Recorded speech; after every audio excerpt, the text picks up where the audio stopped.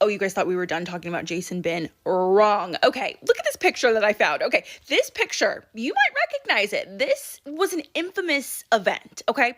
This is a photo of Donald Trump, Ivanka Trump, Eric Trump, and Jason Bin. So that photo and this photo, these were taken at the 1993 opening of the Harley-Davidson Cafe in New York City. And I think everyone remembers these photos because Donald Trump looked like a complete creep with his little girl. But not only that, anyone else remember who was present at the 1993 opening of the Harley-Davidson Cafe in New York City?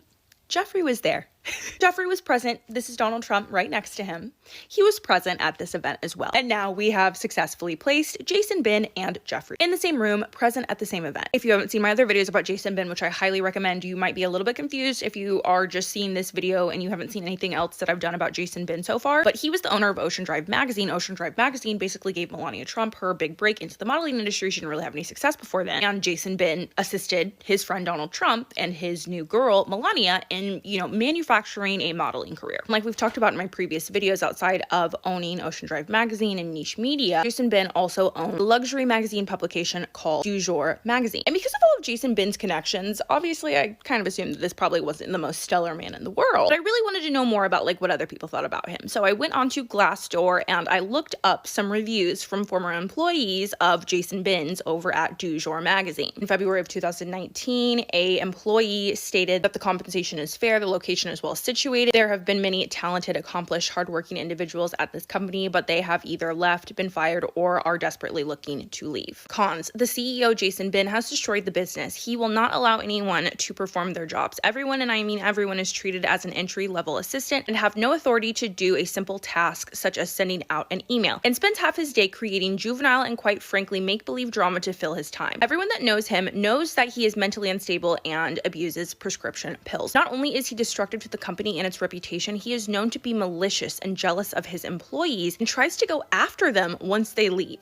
This warning should not be taken lightly, as he is vicious and harmful. And then they basically shared with management what they can do to improve. In August of 2025, this former employee stated that the pros of working at Du Jour Magazine were nothing. They were awful and horrible. And they described the cons as they exploited and use you like nothing. This person says in March of 2018, don't do it to yourself and your career. And this person lists the pros as decent parties with celebrities, pretty relaxed office rules, dress code arrival time in the morning, pretty accommodating with special vacation time. Then they list the cons as where to begin. Pretty much the worst move you will make in your career should you choose to accept a position here. There is no real work to do anymore due to the CEO having driven away almost all his clients and sabotaging most relationships. He usually comes to the office under the influence of something, and most days he cannot formulate actual sentences. Your day will quite literally consist of being locked in a conference room for hours on end while you rewrite the same proposal letter for months on end, day after day. If you are a female, seriously, good luck holding on to your dignity, self-respect, and any confidence you have in yourself. He makes it his business to emotionally destroy his young female employees and then goes on to fire them for no reason and trash their reputation to future employers. Do not work here if you do not want to be emotionally and verbally abused and digress in your career and confidence. I would also advise that nobody should work for this company, and I strongly advise that no young woman should work for this company. And they gave advice to management stating to seek professional help and stop abusing staff. This employee wrote a review and it says, this is the truth. Pros: free gifts from companies. And the cons are listed as, this is the most god-awful place to work for one reason only. The CEO, he is a tyrant that belittles every employee around him, goes to verbally attack behind closed doors on the incredibly smart, hardworking women that work for him. His thoughts change daily. There is no consistency, and he often forgets everything that he has said. His regime at Du Jour is unfortunate due to the dedicated team which love what they do. His slurred speech and vile sentences make the least amount of sense. His 4 a.m. emails to clients and staff are embarrassing and riddled with typos. He will expect you to stay late, call you late hours and all weekend just to argue. Please do not make this vast mistake of working here. You will regret regret this decision